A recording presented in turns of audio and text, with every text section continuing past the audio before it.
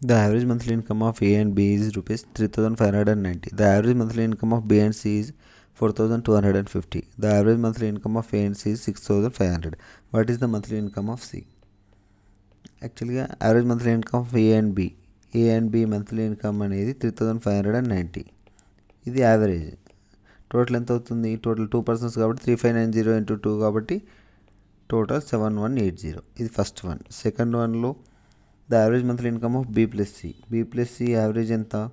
4,250. Total ఏమవుతుంది? మళ్ళీ 2 candidates కాబట్టి 2 ఇంటూ 4,250 ఈజ్ ఈక్వల్ టు 8,500.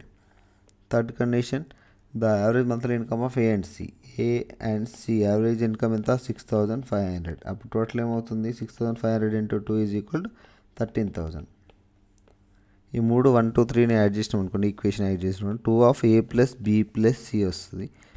ఆ అమౌంట్ ఎంత అవుతుంది? 7,180 plus 8,500 plus 13,000 is equal to 28,680 rupees. 2 1 జా 2 1 4 3 4 0 జా A plus B plus C ఈ ముగ్గురు యొక్క ఇన్కమ్ అనేది 14,340 రూపీస్. మనకు కావాల్సింది what is the monthly income of C. కాబట్టి ఏ ప్లస్ బి అమౌంట్ మనం విత్డ్రా చేస్తే సబ్స్ట్రాక్షన్ చేస్తే సి వాల్యూ వస్తుంది. ఏ ప్లస్ బి వాల్యూ ఎంత? 7,180.